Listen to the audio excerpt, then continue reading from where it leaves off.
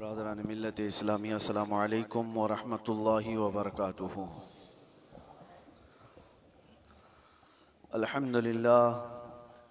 अल्हम्दुलिल्लाहिल हन्नानिल mannan अल्लज़ी खलक़ल इंसान व अल्लमहुल बयान वस्सलातु वस्सलामु अला रसूलिही सय्यिदिल इंसी वल जान व अला आलिही व अस्हाबिही ज़विल खैरि वल इहसान अम्मा बअद फ़अऊज़ु बिल्लाहि मिनश शैतानिर रजीम बिस्मिल्लाहिर रहमानिर रहीम। अल-यौम अकमलतु लकुम दीनकुम व अतममतु अलैकुम निअमती व रज़ीतु लकुमुल इस्लाम दीना। सदक़ल्लाहु मौलानल अज़ीम। बारगाह रिसालत मुआज़ सल्लल्लाहु अलैहि वसल्लम में दुरूद पाक का हदिया पेश करें। अल्लाहुम्मा सल्लि अला सय्यिदिना मुहम्मदिन मअदनिल जूदि वल करम व आलिहि व अस्हाबिहिल किराम व इब्निहिल करीम व बारिक व सल्लिम सलातन दाइमतन सरमदन अबदा। अल्लाह अज़्ज़ा वजल का महबूब और प्यारा दीन इस्लाम, जिसके मुतालिक कुरान में अल्लाह फरमाता है मैं तुम्हें इस्लाम देकर राज़ी हुआ। एक ऐसा निज़ाम हमें दिया गया जिसमें कोई शोशा खाली नहीं छोड़ा गया। किसी भी बाप का, किसी भी हिस्से का, जिंदगी के किसी गोशे को तशना नहीं छोड़ा गया है। आज मैं चंद अहम बातें आपके सामने रखता हूं कंपैरिजन के तौर पर कि दुनिया जब से आबाद है जंगों का एक सिलसिला चलता रहा है, इंसानों में आपस में लड़ाइयाँ होती रही हैं, लेकिन तारीख उठाकर देखें तो तकरीबन सारी लड़ाइयों के पीछे जो रीज़न है, जो सबब है, जंग किस मकसद से हुआ करती थी, तो उन मकासद में अगर आप गौर करेंगे तो सबका एक हासिल हुआ करता था, तख्त को हासिल करना, हुकूमत को हासिल करना, या माल हासिल करना, या हसीन औरतों को गुलाम बनाना, बांदी बनाना। ये दुनिया का निज़ाम रहा है, इसीलिए जंगें हुआ करती थी। या अगर ये चीज़ें ना हो तो फिर इंसान की जो अंदर की गैरत है, तकब्बुर है, गुरूर है, वो चीज़ उसे जंग करने पर आमादा करती थी। बस यही रीज़न है, बाकी कुछ नहीं मिलेगा। आप एक कबीले की दूसरे कबीले से, एक ख़ानदान की दूसरे ख़ानदान से, एक मुल्क की दूसरे मुल्क से लड़ाइयाँ हैं, तो उन लड़ाइयों में, उन जंगों में आप रीज़न तलाश करेंगे सबब के किस बुनियाद पर है।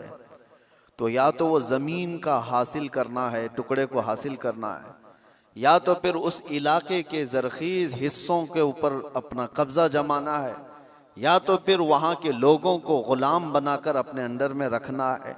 यही सारी चीज़ें हैं पूरी दुनिया में, पहले से यही चलता आ रहा है। और लगभग आज भी अगर आप दुनिया पर नज़र डालेंगे तो यहाँ पर भी जंगों का एक मकसद यही दिखेगा आपको। हाँ, या तो फिर कोई अपने आप को दादा कहे, बाबा कहे, कोई अपने आप को सुपर पावर कहे और उसके बाद फिर दूसरों को मनवाने की बात कहे कि मेरी हर बात तुम्हें माननी पड़ेगी। दूसरा नहीं मानेगा, अगर आंख भी दिखाया तो फिर जंग हो जाएगी। अगर वो कमजोर है, गरीब है, तो फिर जंग हो जाएगी। लेकिन यहां पर भी मकसद जंग का यही है। पूरी दुनिया में तन्हा इस्लाम के मुतालिक मैं आपको बताऊं, इस्लाम में जो जंगें हुई, गज़वात हुए सहाबा के और दूसरों के दरमियान, वहां क्या मकसद रहा, क्या रीजन रहा। हज़रत रबिया बिन आमिर रदी अल्लाह ताला अन्हु हुज़ूर सल्लल्लाहु ताला अलैहि वसल्लम के तर्जुमान हैं, एम्बेसडर हैं। जब वो ईरान में गए थे वहाँ के बादशाह के पास पैगाम लेकर इस्लाम का, तो आपसे पूछा गया था कि आप लोग क्यों ये पैगाम पहुँचाना चाहते हैं हर जगह, और क्यों लड़ना चाहते हो या मुकाबला करना चाहते हो। आपने कहा हमारे आका सल्लल्लाहु ताला अलैहि वसल्लम का फरमान आलीशान है, ला ततमन्नौ लिक़ा अदुव्विकुम, दुश्मन से मुठभीड़ होने की, जंग करने की तमन्ना भी मत करो, जंग करने की ख्वाहिश मत रखो। लेकिन हम पैगाम अमन और पैगाम इस्लाम फैलाते हैं, इसलिए अब रीज़न सुनो, सबब सुनो, इस्लाम किस लिए फैला। हज़रत रबिया बिन आमिर कहते हैं कि हमारा सिर्फ एक मकसद है कि इंसानों को इंसानों की गुलामी से निकालकर खालिक की आप बंदगी में लगा दें, अल्लाह की बंदगी में और उसकी इबादत में लगा दें। हमारा मकसद ये है इंसान इंसान का गुलाम ना रहे। हर दौर में यही चलता आ रहा है। और आप शुरू के दिनों में जो गुलामों के मामलात इस्लाम के मसाइल में भी अगर पढ़ते हैं तो यूं नहीं है कि इस्लाम ने गुलामी को बढ़ावा दिया है, बल्कि इस्लाम धीरे धीरे धीरे गुलामी को खत्म कर दिया। अरे तुमने कसम का अगर खा लिया, कसम खा लिया और उसको तोड़ दिया तो कफारे में गुलाम आजाद करना है, रोजा उसके कफारा है उसमें गुलाम आजाद करने हैं, जिहार है उसमें गुलाम, कई ऐसी चीजें हैं। गलती तुम कर रहे हो लेकिन गुलाम को आजाद करना है। ये सिस्टम क्यों बनाया गया था? ये सिस्टम इसलिए कि गुलामी का दौर खत्म हो जाए। और इस्लाम ने जो कुछ भी गज़वात हुए, जंगें हुई, वो सिर्फ और सिर्फ अल्लाह तबारक व तआला की जमीन पर उसके अहकाम के निफाज के लिए।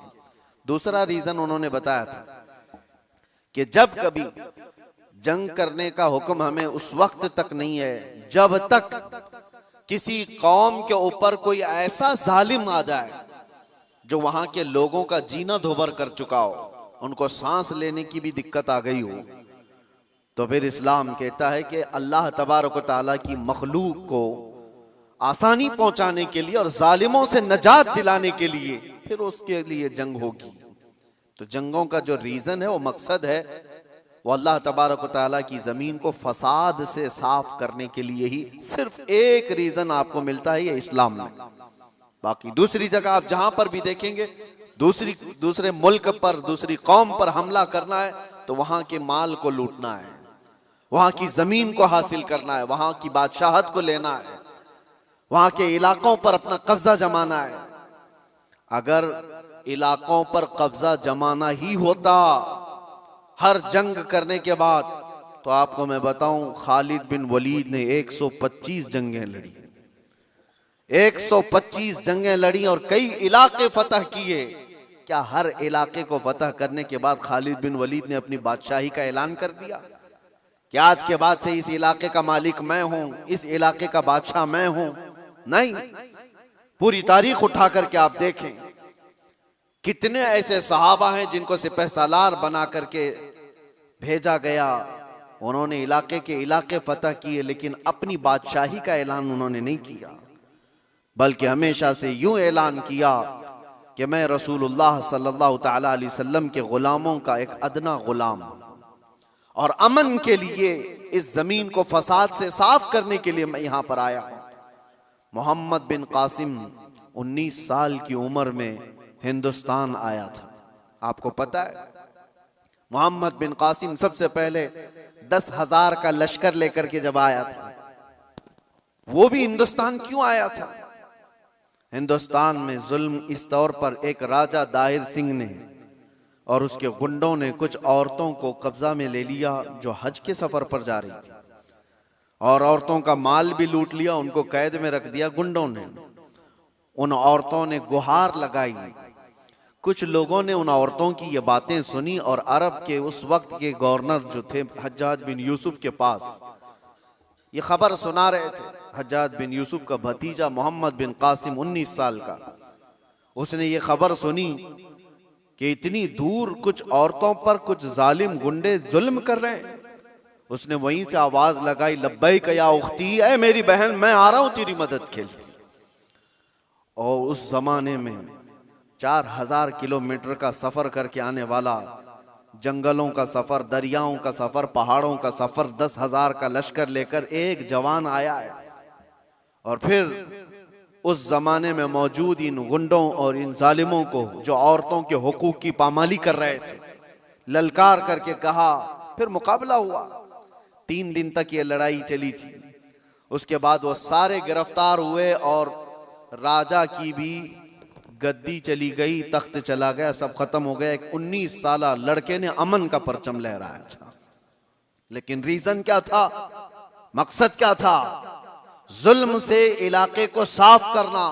और उसके बाद एक बड़े पंडित हैं इलाहाबाद यूनिवर्सिटी के, वो रिसर्च स्कॉलर भी रहे, और लिखी हुई उस मौर्रिख की किताब में से आपको मैं बताऊं, मुसलमानों की लिखी हुई तारीख की बात नहीं कर रहा, पंडित ने लिखा है, हिंदू पंडित हैं, उन्होंने लिखा कि मोहम्मद बिन कासिम जब आया तो उसने साफ ऐलान किया था, इस इलाके में रहने वाले जिसको जिस चीज पर अमल करना है वो आजाद है, कोई मेरा नौकर नहीं है, कोई मेरा गुलाम नहीं है।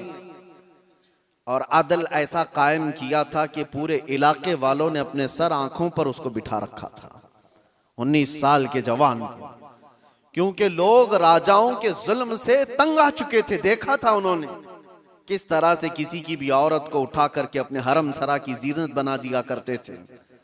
लेकिन एक 19 साला जवान जब आया तो उसने अदल व इंसाफ ऐसा कायम करके दिखाया था, हर एक ने अपनी बाहें फैला करके उसका इस्तकबाल किया था। ये हिंदू पंडित की किताब में लिखा हुआ मौजूद है, अपने नहीं दूसरों ने इस अदल और इंसाफ के मुतालिक लिखा है। इस्लाम का रीजन ये रहा है मेरे अजीजों, दुनिया हजार प्रोपेगेंडा फैलाए, आज तारीख के ऊपर तुम कितने धब्बे डाल करके छुपाओगे। अगर पीछे जाओ अरब की जाहिलियत में अगर जंगें देखेंगे आप, अल्लाह की पनाह, जो मशहूर जंगें हैं वहां की, हर्ब बसूस एक नाम से जंग हुई जो 40 साल तक चलती रही। बनी बकर और बनी तगलब, ये 2 कबीले थे। इन कबीलों में हुआ क्या था, बनी बकर की ऊंटनी बनी तगलब के चरागाह में आ गई थी, ऊंटनी चरने के लिए आ गई गलती से, इस पर जंग शुरू हुई और 40 साल चली थी। कैसी जंग हुई थी दोनों कबीलों में, जब तक दोनों कबीलों के लोग खत्म ना हो गए, दोनों कबीलों की ऊंटनियां और घोड़े मर नहीं गए, तब तक ये जंग चलती रही। उसके अलावा और भी जंगें हैं, औस और खजरज की लड़ाई 120 साल तक चली थी। ये सिर्फ और सिर्फ गुरूर और तकब्बुर की बुनियाद पर चली हुई जंगें हैं। इलाके के इलाके उन्होंने खत्म कर दिए थे, नस्लें खत्म हो गई थी। नबी पाक सल्लल्लाहु ताला अलैहि वसल्लम के मदीने तैयबा आने तक औस और खजरज की लड़ाई चल रही थी।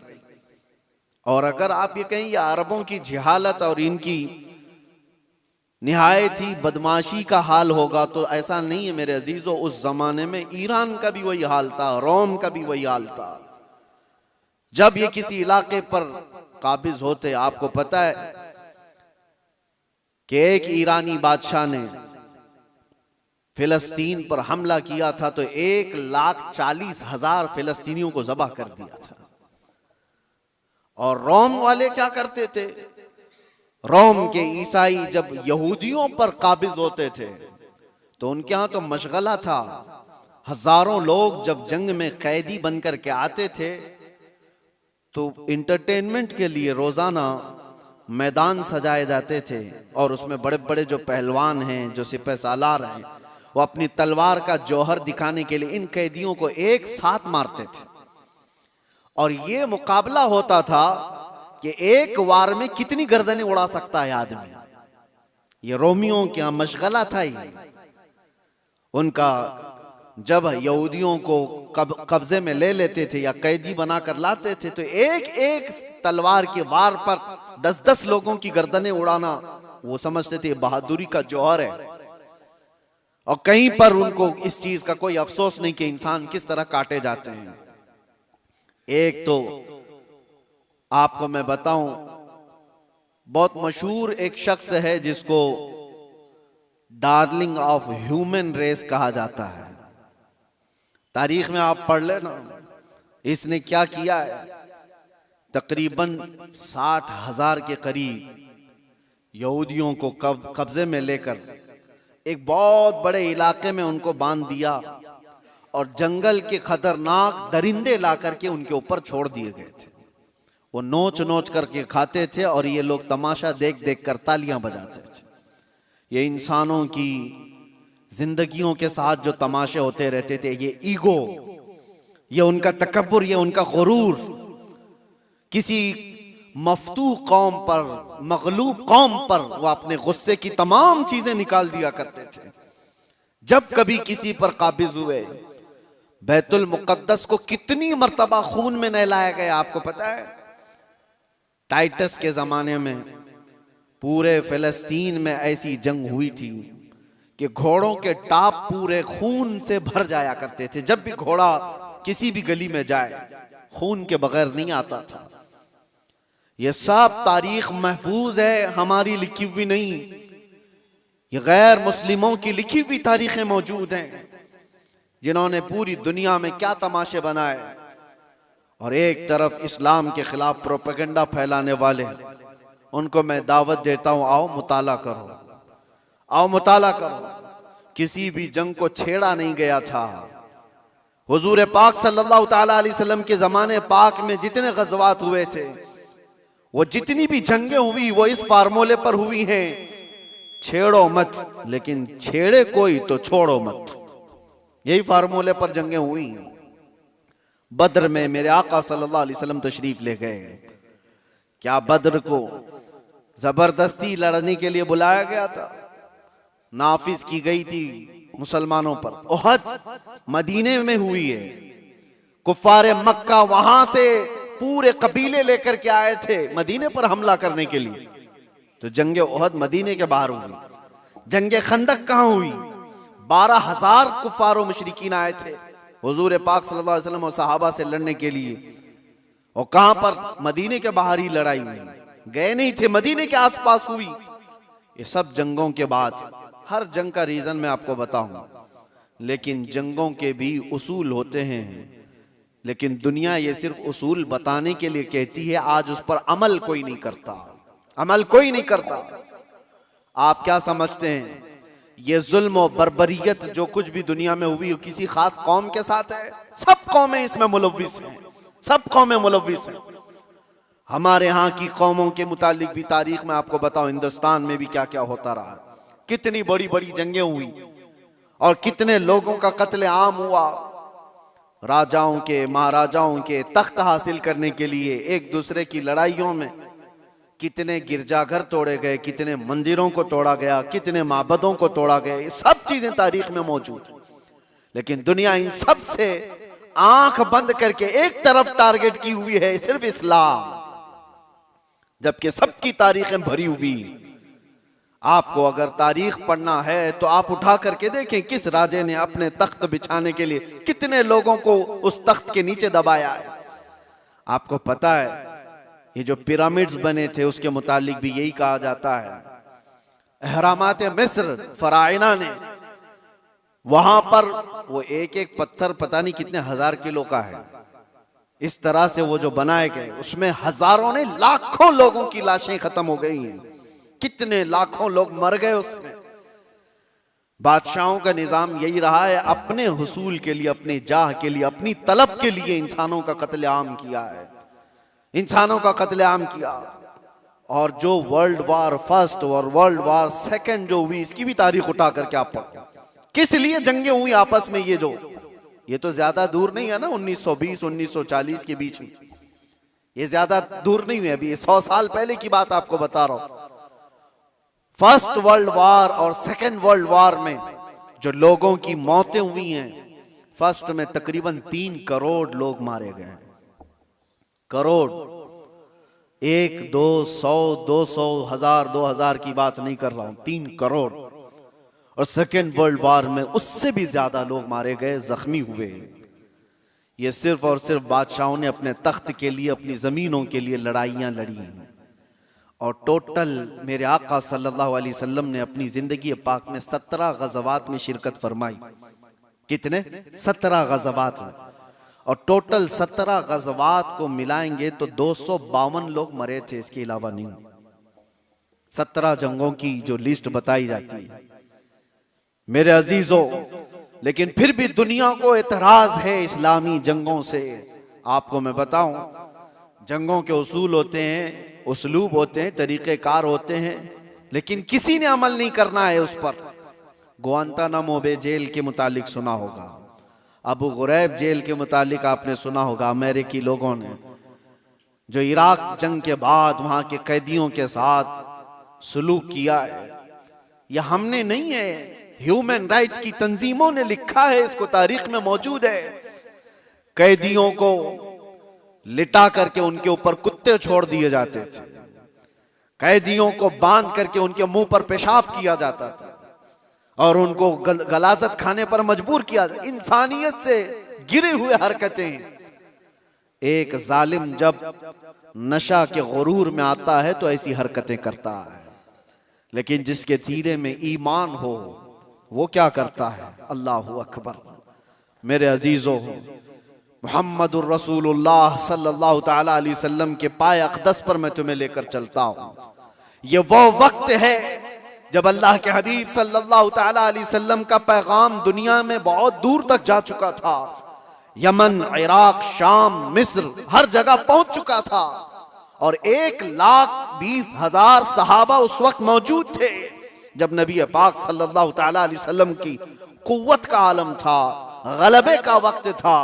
मक्का भी फतह हो चुका था, मदीने के आसपास का इलाका इस्लाम के परचम से लहरा रहा था। ये वो दौर की बात नहीं कर रहा हूं मैं जब कुफारे मक्का से बच करके रहना पड़ता था, छुप करके तबलीग करनी पड़ती थी। उस दौर की बात नहीं कर रहा हूं, गलबे के वक्त की बात कर रहा हूं। ये हुजूर पाक की जाहिरी जिंदगी का आखिरी साल है जब मेरे आका सल्लल्लाहु अलैहि वसल्लम हज करके वापस तशरीफ लाए थे और बीमार थे। उस वक्त जब नबी करम सल्लल्लाहु तआला अलैहि वसल्लम के नाम का चर्चा कैसर और किसरा के जिस्मों में कपकपी तारी कर देता था, हजारों फौजें थरथराती थी, गलबे का वक्त था। उस वक्त नबी पाक सल्लल्लाहु अलैहि वसल्लम मस्जिद नबवी शरीफ में बैठे हैं और अपने सहाबा से कहते हैं, कोई है इसमें जिस पर मेरा कोई हक बाकी है तो मुझसे ले सकता है? कोई है जिस पर मेरा कोई हक बाकी है तो वो सवाल करे, मैं देने को तैयार हूं। मेरे अजीजों, कौन कहेगा ये? गलबे के वक्त, ताकत के वक्त, जब पावर में आ जाए कोई पूछ करके दिखाए किसी पर कुछ बाकी है तो ये रसूलुल्लाह की शान है। और ऐसा नहीं मेरे अजीजों के ये जुमले हैं जो आज के जलील सियासी लोगों के होते हैं। हुजूर ने जब ये फरमाया तो एक सहाबी खड़े हो गए, कहा मेरा आपके ऊपर एक हक बाकी है, आपके ऊपर मेरा एक हक बाकी है या रसूल अल्लाह। सबकी गर्दनें ऊंची हो गई, देखते रह गए उनको, कौन है ये? हुजूर पाक सल्लल्लाहु अलैहि वसल्लम ने उनसे कहा, आगे आओ, तुम्हारा जो हक है वो बताओ। हजरत उमर तो तलवार निकाल ली थी कि रसूलुल्लाह सल्लल्लाहु अलैहि वसल्लम की बारगाह में ऐसी बुलंद जुबान किसकी है? लेकिन उस सहाबी ने कहा, एक मर्तबा जंग में जा रहे थे, सफों की तरतीब दे रहे थे, मैं थोड़ा सा आगे आ गया था, आपने छड़ी से मुझे मारा था, मैं वो बदला लेना चाहता हूं। अल्लाहु अकबर। हक इतना भी होता है मेरे अजीजों।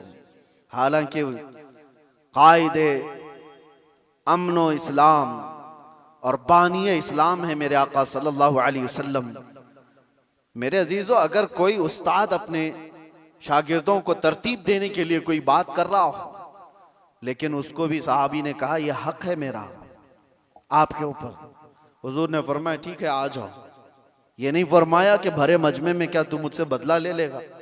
हुजूर ने फरमाया आ जाओ और अपने आप को पेश कर दिया कि तुम भी मुझसे बदला ले सकते हो।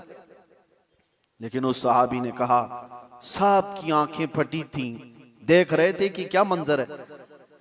लेकिन उस सहाबी ने कहा, या रसूल अल्लाह, जिस वक्त आपने मुझे मारा था मैं सिर्फ तहबंद पहना था, जिस्म पर मेरे कुछ भी नहीं था, कुर्ता नहीं था, सिर्फ मैं तहबंद पहना हुआ था, ऊपर से जिस्म मेरा खुला था। और मैं ये चाहता हूं कि बदला उस हालत में ही लूं कि आप भी अपना जुब्बा उतार दीजिए, आप भी अपने तहबंद में रहिए। नबी पाक सल्लल्लाहु अलैहि वसल्लम ने छू चिरा कुछ भी नहीं फरमाया, अपना जुब्बा उतार दिया।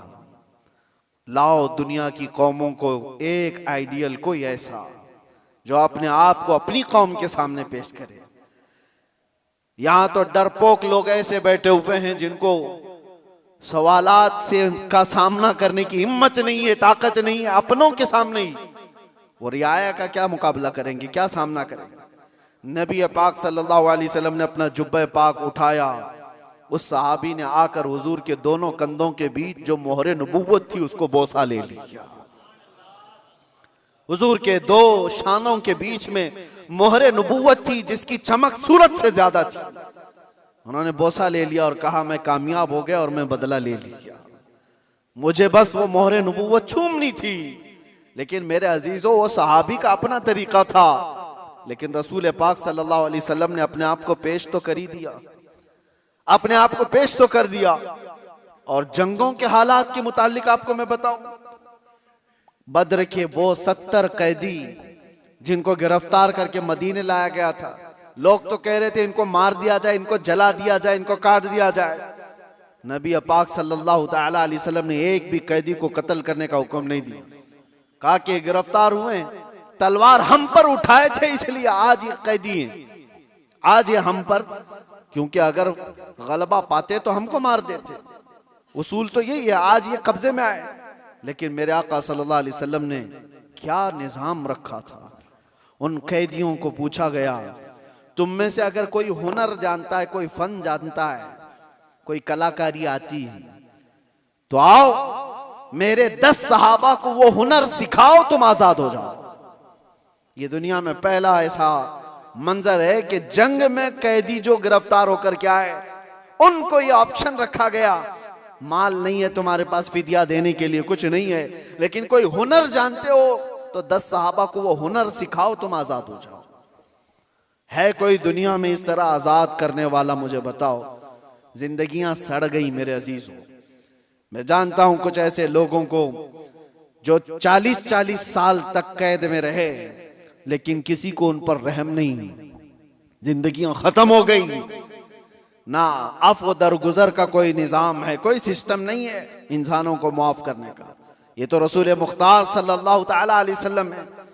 यहां तक कि मेरे अजीजों, इस्लाम लाने के बाद मेरे आका सल्लल्लाहु अलैहि वसल्लम ने फरमाया कि उसको उसके पिछले कामों की आर न दिलाई जाए, और यह भी फरमाया अगर किसी ने किसी गुनाह से तौबा कर लिया तो उसको पिछले गुनाहों की आर न दिलाई जाए। अल्लाह के हबीब सल्लल्लाहु ताला अलैहि वसल्लम के यहाँ अफ़्व दरगुजर का, माफ करने का इतना ज्यादा सिस्टम मिलता है। तो जंगों के जो हालात में आज आपको बता रहा हूं, दुनिया किसी भी हद तक गिर सकती है और गिर रही है, मगर निजाम इस्लाम ये है कि अगर जंग भी हुई है या कहीं पर लड़ाइयां हुई हैं तो सिर्फ अमन कायम करने के लिए, फसाद को जमीन से खत्म करने के लिए। जिस तरह से डॉक्टर इंजेक्शन मारता है तो ये नहीं है कि तुम्हें सुई चुभा करके दर्द देना चाहता है, इस बज़्म में मकसूद है इस्लाह मफासिद। नश्तर जो लगाता है वो दुश्मन नहीं होता। अजीजा ने गिरामी वक़ार, मैंने बहुत सारी चीजों को कंपेयर करके देखा है, कहां कहां किस तरह की जंगें हुई, कितना कत्ले आम हुआ, वो सब में जाकर के आप इस्लामी जंगों को कंपेयर करके देखें। मैं दावत देता हूं फिक्र करने की, पढ़ने की, मुताले की। नौजवानों को एक बार देख करके तुम बताओ, फिर अपने रिसर्च के बाद, स्टडी के बाद तुम्हें पता चलेगा दुनिया की जंगें किस लिए हुआ करती थी और इस्लाम के। मैं उन बादशाहों की बात नहीं कर रहा हूं जो जालिम बादशाह बदनाम मुसलमान रहे, बनाम मुसलमान जो बादशाह रहे उनकी मिसाल मत देना। हाँ, मैं उन लोगों की बात कर रहा हूं जिसमें अबू बकर सिद्दीक आते हैं, मैं उनकी बात कर रहा हूं जिसमें उमर फारूक आते हैं, मैं उनकी बात कर रहा हूं जिसमें उस्मान गनी और हैदर कर्रार आते हैं, मैं उन लोगों की बात कर रहा हूं जिसमें उमर इब्न अब्दुल अजीज आते हैं रिदवानुल्लाह ताला अलैहिम अजमाइन, जिन्होंने रसूलुल्लाह सल्लल्लाहु ताला अलैहि वसल्लम के मुकम्मल मिशन को नाफिज किया है। मैं उनकी बात कर रहा हूं, मिसाल ला करके दिखाओ। हाँ, अगर जालिम बादशाहों की कुछ तुम्हें इक्का दुक्का मिसालें मिलती हैं तो मैं उसको इस्लामी मिसाल नहीं समझता। इस्लाम से जिसका ताल्लुक होगा वो जुल्म और बर्बरियत नहीं करेगा। और दूसरी बात, आखिरी मैं आपको बताऊं, ये दौर भी वही है, पहले का दौर भी ये चलता आ रहा है। दुश्मनों के साथ मुकाबला करने के लिए जवां मर्दी के साथ मुकाबला करो, जो इस्लाम ने बताया। आमने सामने मुकाबले होते रहे, लेकिन पहले से मैंने देखा है, सिर्फ और सिर्फ इस्लाम को छोड़कर मैं बात कर रहा हूं, दुनिया की सारी कौमें दुश्मन को हराने के लिए, मुकाबला करने के लिए जिन चीजों का इस्तेमाल करती आ रही है वो जलील चीजें, दो चीजें, दौलत और औरत। वो अपनी बेटियों को तक दुश्मन के घर भेजने पर राजी हो जाते। कितनी ऐसी मिसालें आपको बताऊं। लेकिन इस्लाम ने कभी इस चीज को न जायज करार दिया और न ही कभी ऐसे काम को प्रमोट किया कि कोई अपनी बेटी क्या, अपने गुलाम की बेटी को भी किसी दुश्मन के घर की जीनत बनने नहीं दे सकता, चाहे वो जंग के हालात में ही क्यों ना हो। जंग के हालात में क्यों ना, सुल्तान सलाहुद्दीन अय्यूबी के कितने सिपह सालारों को खरीदने के लिए सलीबियों ने अपनी बेटियां भेजी, कितनी बेटियां भेजी। वो वफादार खवातीन आती थी उनकी, और यहां पर वरगला करके अपने दामे फरेब में फंसाने के लिए हर मुमकिन कोशिश करती रही। सिपाहियों में शहवत को फैलाना सुल्तान तक पहुंच गई। आज भी कई बादशाहों के हरम सराओं की जीनत बनी हुई हैं दूसरों की बेटियां। ये जमाने में हर कौम अपनाती आई है, लेकिन इस्लाम ने कभी इसको प्रमोट नहीं किया, कभी नहीं। बल्कि सिद्दीक अकबर रदी अल्लाह ताला अन्हु के जमाने में एक यहूदी खातून आई और कहा मैं मदीने छोड़कर यमन जाना चाहती हूँ।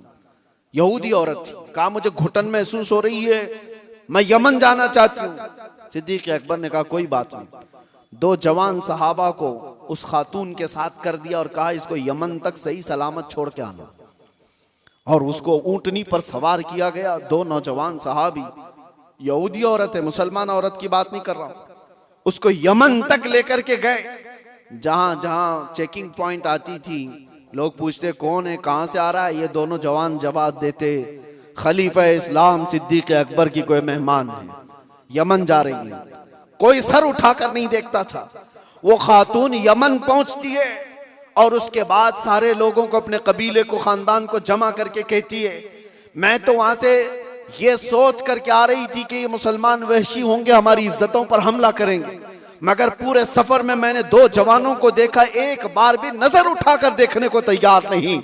मैं गवाही देती हूं कि इस्लाम सच्चा है और मदीना ही पुरअमन है। मैं वापस जाती हूं उसी हरम में जहां रसूलुल्लाह ने अमन के पैगाम पहुंचाए थे।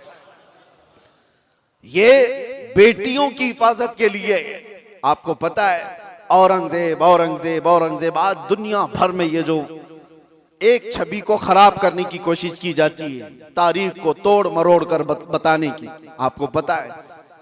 आप तारीख देखें, मैं औरंगजेब की पूरी तारीख बताने के लिए नहीं खड़ा हूं, लेकिन एक चीज मिलती है। बनारस में एक पंडित के घर एक लड़की थी, जवान लड़की, और जब वो जवान हुई तो बनारस में उस वक्त जो गवर्नर था, कोतवाल था शायद, उसका नाम इब्राहिम कुछ था, मुसलमान था, अय्याश किस्म का था। लड़कियों के ऊपर डोरे डालना, उनको पकड़ना, उनको अपने हरम में जीनत बनाना, ये उसके काम थे। अब ये खूबसूरत जवान लड़की पर वो फिदा हो गया, आशिक हो गया, और उसने किसी भी तरह से इस लड़की को हासिल करने के लिए एड़ी चोटी का जोर लगाया। और आखिर में आकर के हुआ ये कि उसके घर के अतराफ हिसार हो जाता था, घेराबंदी।